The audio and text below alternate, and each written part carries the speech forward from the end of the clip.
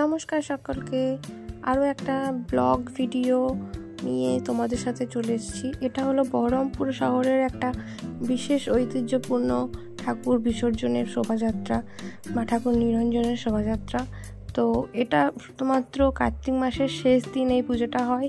এই পুজোটাকে বলা হয় বহরমপুর শহরের ভৈরব পুজো। তো ভৈরব পুজোটা জানি না অন্য কোথাও হয় কি না, কিন্তু আমাদের বহরমপুর শহরে এটাকে ভৈরব পুজো নামে খ্যাত। এটা কিন্তু মূলত শিব ঠাকুরেরই একটা পুজো, কিন্তু এখানে শিব ঠাকুরকে মূর্তি আকারে বানানো হয়। তো সেখানে এবং তার নামই ভৈরব দেওয়া হয়, মানে শিব ঠাকুরেরই নাম ভৈরব যেহেতু আমরা জানি, তো সেইটাকেই ভৈরব আকারে পুজো করা হয়।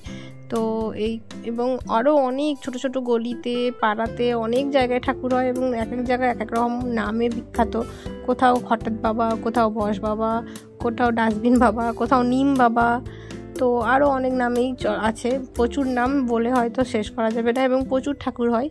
কিন্তু যেটা মেন বহরমপুরের ভৈরব ঠাকুর এবং যার জন্য বহরমপুরের ভৈরবতলা বা ভৈরব বিখ্যাত, সেটা হচ্ছে এই ভৈরব ঠাকুরটা। যে ঠাকুরটা আসছে, মানে এখন তো চলছে সমস্ত নিরঞ্জনের জন্য যত শোভাযাত্রা, কিন্তু ঠাকুরটাও আস্তে আস্তে দেখতে পাবে। তো এই বাবা ভৈরব খুব জাগ্রত একটা ঠাকুর। তো উনি 150 বছর, এবছর ওনার 150 বছরের পদার্পণ। তো এই বছর একটু আলাদাই মানে তেজ ছিল বাবার চোখে মুখে, আলাদাই একটা মানে কি বলবো, মানে রব ছিল বাবার আর কি। যাই হোক, তো এখানে নানা রকমভাবে মানুষ নানা রকম কিছু সেজে নাচ গান করে বাবার বিসর্জনটাকে উপভোগ করছে। যাই হোক, রাস্তায় এত পরিমাণে বাতাসা ছিটানো হচ্ছিল যে রাস্তা পুরো সাদা হয়ে যাচ্ছিল। বহরমপুরের কিন্তু এটাই ঐতিহ্য। আমি জানি না এর ইতিহাস কি, মানে কীভাবে সৃষ্টি হয় বা কীভাবে সৃষ্টি হয়েছিল, বাবা কোথা থেকে উৎপত্তি হয়, কিন্তু এইটুকু জানি যে এই ঠাকুর সত্যি খুব জাগ্রত। এই ঠাকুরের পুজো পাওয়ার জন্য মানুষ ঘন্টার পর ঘন্টা লাইনে দাঁড়িয়ে থাকে। শুধু ঘন্টার পর ঘন্টা কি বলছি, সকাল ভোর থেকে শুরু হয় এই ঠাকুরের সমস্ত কিছু আয়োজন। মানে সকালবেলা সবাই দণ্ডি কেটে বাবার কাছে পুজো দিতে আসে, তারপর আরেকটু সকাল মানে 7:30 8টার দিক করে তখন সব মা বাবাকে মালা পরানো হয় এবং অনেকেরই মালা বাবার কাছে মালা মানত থাকে। এবং বাবার সাইজটা কিন্তু ছোট হয় না, বাবার সাইজটা কিন্তু মিনিমাম 2 তলার সমান হয়। তো দেখতেই পাচ্ছ বাবার ঘট এখন নিয়ে যাওয়া হচ্ছে, বাবার পাদুকা জোড়া এখন নিয়ে যাওয়া হচ্ছে। তো বাবার এই বড় সড়ো পুজোটার পিছনে যে কত মানুষের কত কিছু ইমোশন জড়িয়ে থাকে এবং আমাদেরও একটা বেশ মানে কি বলবো অন্যরকম ফিলিংস হয়। কেননা এরকম পুজো আমি বহরমপুর আসার আগে কোথাও দেখিনি, বা আমি জানি না অন্য কোথাও হয় কি না। আমার জানা আছে যে বেলডাঙায় কার্তিক পুজো হয়, কিন্তু বহরমপুরে এটা কিন্তু ভৈরব পুজো বলা হয়। যাই হোক, ভৈরব ঠাকুরকে নিয়ে যাওয়ার জন্য দেখার জন্য মানুষের ঢল, মানে একটা রাস্তার পুরো এলাকা জুড়ে যখন বিসর্জনটা হয় পুরো রাস্তাটাই ভর্তি হয়ে যায় মানুষে। এবং এইরকম নানা রকম খেলা দেখানোর মাধ্যমে, ডিজে বাজানোর মাধ্যমে, ঢাক বাজানোর মাধ্যমে নাচতে নাচতে বাবাকে নিরঞ্জন করানো হয়। তো মূলত এটা দুপুরবেলাতেই বের করা হয়, কেননা এত বড় ঠাকুরটাকে সকালবেলা বের করা সত্যিই সম্ভব হয় না। তো আমি তো সেরকমভাবে প্রপারলি ব্লগ সবসময় করে উঠতে পারি না, যেটুকু পারি ওইটুকুই শেয়ার করলাম। তো বাবার মোটামুটি যেখানে বাবা থাকেন, মানে যেখানে বাবার পুজো হয় সে অঞ্চলটাকেই ভৈরবতলা বলা হয়। তো ওখানে বাবার 7 দিন ধরে মেলা হয়। 7 দিন মেলা হওয়ার পর বাবাকে নরনারায়ণ সেবা হয়, তারপর বাবার এরকম নিরঞ্জনের মাধ্যমে শোভাযাত্রার মাধ্যমে বাবাকে নিরঞ্জন বা বিসর্জন করা হয়। যাই হোক, দেখতেই পাচ্ছ এত মানুষের ভিড়ের মধ্যে মানে ক্যামেরা ঠিক করে রেখে ছবি করাটাও সত্যি অসম্ভব হয়ে দাঁড়ায়। তো দেখো কেমন হয়েছে, ঠিকঠাক হয়তো সব জায়গায় আমি ঠিকঠাক ক্যাপচার করতে পারিনি, কেননা বলছি তো প্রথমেই বললাম মানুষের এত ঢল থাকে যে ওখানে করা সম্ভব হয় না।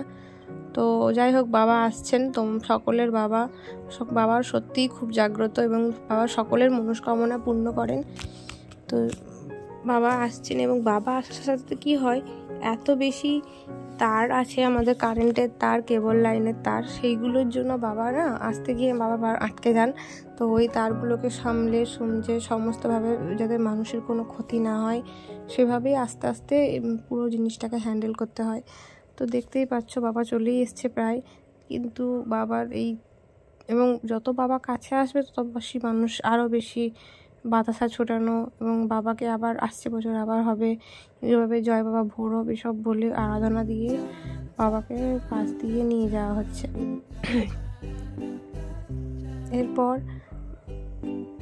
বাবা প্রায় দুপুর 1টার দিক করে আসছেন। বাবা বের করা হয় দুপুরবেলা, কেননা বললামই সন্ধেবেলায় হয়ে গেলে মানে জিনিসটা ভীষণ পরিমাণে, যেহেতু হাইটেও অনেক বড় প্লাস সাইজেও অনেক বড়, তাই জন্য বাবাকে একটু দুপুরেই বিসর্জন করানোর চেষ্টা করা হয়। যদিও বিসর্জন করতে করতে সন্ধ্যে 6টা বেজেই যায়, কি কোনো বার 7টাও বেজে যায়। তো দেখতেই পাচ্ছ অনেক মানুষের অনেক মানত থাকে। বাবা তো চলেই গেলেন, তারপর দেখা যাচ্ছে রাস্তার অবস্থা পুরো সাদা হয়ে গেছে বাতাসের জন্য। যাই হোক, এবার বাবাকে নিয়ে আসা হয়েছে সন্ধ্যাবেলায়, এটা দৃশ্য। তো পুলিশ এবং জলের সমস্ত রকম ফায়ার ব্রিগেড সমস্ত কিছু একদম সেফটি মাথায় রেখে বাবাকে এখন নিরঞ্জন করা হচ্ছে, জলের মধ্যে বিসর্জন করা হচ্ছে। বাবা যেন সবার মনস্কামনা পূর্ণ করে, এই আশা নিয়ে আজকে ব্লগটি যদি সবার ভালো লাগে থাকে অবশ্যই কমেন্টে একটা হর হর মহাদেব জয় বাবা ভৈরব অবশ্যই লিখে দিয়ে যাবেন। তো দেখাই যাক বাবার কীভাবে বিসর্জনটা হয়, নিরঞ্জনটা হয়। বাবার নিরঞ্জনের মানে এর আগেও অনেক দুর্ঘটনা ঘটে যাওয়ার জন্য একটু সাবধানতা মেনটেন করেই বাবার নিরঞ্জনটা করা হচ্ছে বা বিসর্জনটা করা হচ্ছে।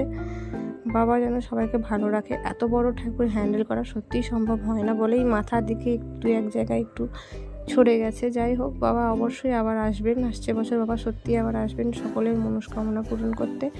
কতদিন অবধি একটা বছরের অপেক্ষা না করলেই নয়। তো দেখতেই পাচ্ছেন মানে কিভাবে আমি ভয়েসটা যেহেতু মানে দেওয়ার জন্য ব্যাকগ্রাউন্ডের মিউজিকটা বন্ধ করে দিতে হয়েছে কপিরাইটের জন্য, কিন্তু ব্যাকগ্রাউন্ডের মিউজিকটা থাকলে সত্যিই গায়ে কাঁটা দিয়ে ওঠে, সত্যিই মানে এর কোনো তুলনা হয় না। তো দেখতেই পাচ্ছেন শেষ মুহূর্তে বাবার এসে দাঁড়িয়েছি আমরা। এবার বাবা নিরঞ্জন বাবা চলে যাবেন কৈলাসে। আবার একটা বছরের অপেক্ষা, একটা বছর পর বাবা আবার আমাদের মাঝে আসবেন। হর হর মহাদেব জয় বাবা ভৈরব, ওম নমঃ শিবায়। আজকের মতো ব্লগটা এখানেই রাখ।